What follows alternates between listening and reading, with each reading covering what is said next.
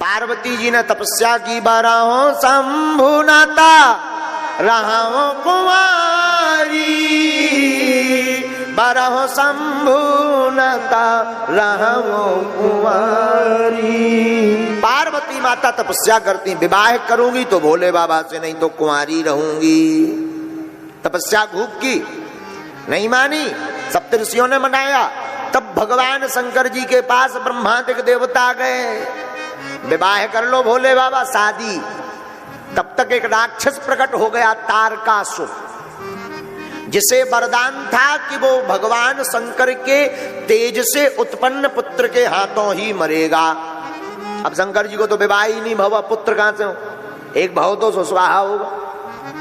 अब क्या किया जाए?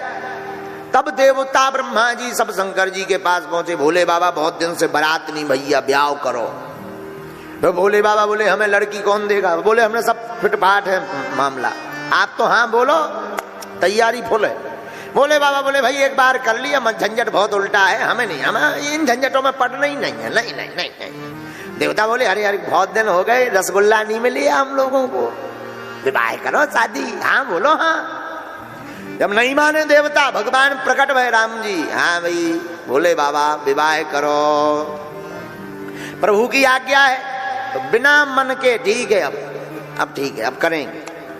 पार्वती जी की परीक्षा ली, लगन भेजी गई, धीरे धीरे विवाह की तैयारी होने लगी, देवता भी तैयार होने लगे, भोले बाबा की बारात चल रही है, सब देवता तैयारी कर रहे हैं भोले बाबा की बारात में। जमराज अपने भैंसा, जमराज का वाहन है भैंसा, जमराज अपने भैंसा लगो रगड़ बे साफ करवे एकदम। भैंसा बोलो सरकार आज क्या गड़बड़ है? जमराज बोले अगर गोर आज मैंने करिया से गोर ना कर दिया, आज बारात में जाना है, किसकी? भोले बाबा की। भैंसा बोलो सरकार कितना भी रगड़ लो खाल छिल जाएगी, पर हम करिया के करिया ही रहेंगे। ठीक है तो व्यवहार में जाओ। बढ़िया स्नान ध्यान करवाया, बढ़िया श्रृंगार किया जमराज ने भैंसा का। उधर इंद्र ने ऐरावत हाथी का श्रृंगार किया, भगवान विष्णु ने गरुड़ का श्रृंगार किया। लेकिन जिसकी शादी है उसकी तरफ किसी का ध्यान नहीं, भोले बाबा ज्यों के त्यों बैठे।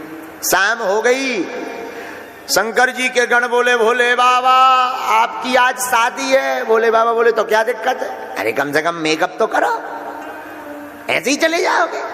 भोले बाबा बोले हम जैसे हैं वैसे ही ठीक है। अरे नहीं नहीं नहीं, आज आप दूल्हा हो, दूल्हा कहो तो हम आपके लिए मुकुट ले आए। अरे नहीं नहीं नहीं, मुकुट ये लफड़ा। फिर भगवान शंकर जी बोले मुकुट की क्या जरूरत, हमारी जटाओं का ही मुकुट बनाओ। शंकर जी के गणों ने जटाओं का मुकुट, जटा मुकुट अही मोर सवार, जटाओं का मुकुट। अब नंदी ने कहा कि मुकुट तो बन गया लेकिन मोर, तो भृंगी बोले ये मोर क्या है? बोले लंबो लंबो लटको रात सामने।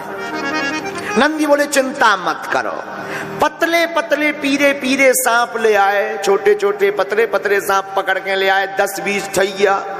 सब सांपन को मुंह बांधो और मुंह को जो है जटाओं में फंसा दिया और पूंछ सामने लटका दी, तो जटा मुकुट अही, अही माने सांप, मोर सवार, सांपों का मोर बनाया गया।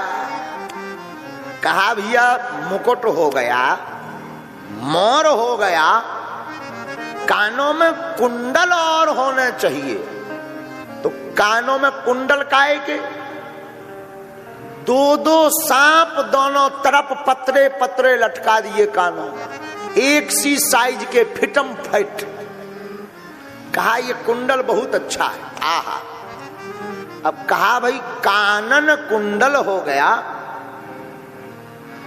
लेकिन दूल्हा का मेकअप नहीं हुआ, पाउडर लगना चाहिए दूल्हा को। तो कहा पाउडर कैसा होता है? तो भृंगी बोले भाई सफेद।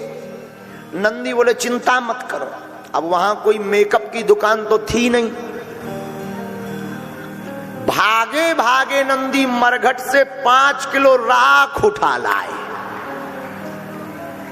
और उसी को ठीक ठाक करके, एक तो हमारे भोले बाबा वैसे ही कर्पूर गौरम करुणावतारम संसार सारम भुजगेंद्र हारम सदा वसंतम हृदयार वृंदे भवम भवानी सहितम नमामि कर्पूर गौरांग। भगवान भोले बाबा वैसे ही सफेद, ऊपर से पाउडर।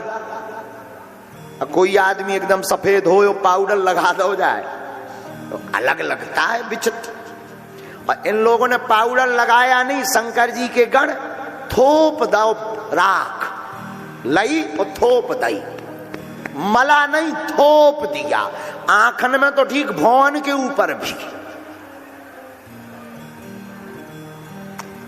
अब नंदी बोले कुछ भी कहो, दूल्हा पे पाउडर गजब का जम रहा। कहा भाई मेकअप हो गया, मुकुट हो गया, मोर हो गया, अब बाबा जरा खड़े तो हो। बोले साहब गड़बड़ है। बोले क्यों? बोले शेरवानी तो है ही नहीं है। बोले बाबा बोले हमको ये लफड़ा नहीं चाहिए, शेरवानी एरवानी हम जैसे हैं वैसे ही जाएंगे।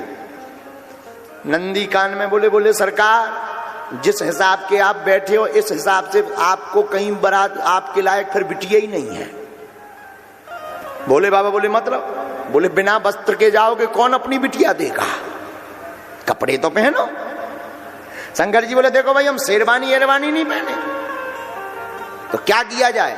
तो जिस मृगछाला पर भोले बाबा बैठे हुए थे उसी को कहा कि ये लपेट दें। शंकर जी बोले ये ठीक है। अब मृगछाला में कौन से बटन हैं कि जो फंस जाए कमर में? मृगछाला में कौन से बटन हैं जो उसमें वो चिपक जाए? अब बेल्ट तो होते नहीं थे। तो कहा क्या किया जाए? तो नंदी बोले भाई एक काम करो, एक गण की ड्यूटी लगाओ कि वो पकड़े ही रहेगा। तो भृंगी ने कहा कि ये ड्यूटी लगाना गलत नहीं है, कहीं धोखे से भर भावर में उसका हाथ दर्द करने लगे और कहीं छूट जाए तो पूरी इज्जत गायब हो जाएगी, है? भाई सिस्टम ही बिगड़ जाएगा। तो कहा कि क्या किया जाए? नंदी बोले इसका भी एक उपाय है। नंदी ने मृगछाला कमर में लपेड़ी और 2.5-3 हाथ का एक करिया नाग लाए। उस सांप को कमर में मृग चर्म के ऊपर लपेट कर नाग को उंगली दिखाकर बोले सुनो तुम मत खिसकना, दुनिया उलट पलट जाए तुम ना सरक यो, अगर तुम सरक गए तो पूरी इज्जत। नाग भी बड़ा चतुर था, बोले आप चिंता मत करो हम पे छोड़ो, समझदार था। भोले बाबा बोले अब बताओ श्रृंगार कैसा है? अद्भुत है। हाथ में डमरू, त्रिशूल, मस्तक पर चंद्रमा, ललाट में त्रिपुंड, नेत्रों में त्रिनेत्र और स्वयं भी त्रिभुवनधारी। कितना अद्भुत संयोग नहीं है? ललाट पर त्रिपुंड, मस्तक पर चंद्रमा, नेत्रों में त्रिनेत्र और हाथ में त्रिशूल और स्वयं भी त्रिभुवनधारी। बारात के लिए भोले बाबा तैयार भये, सारे गण भी तैयार भये।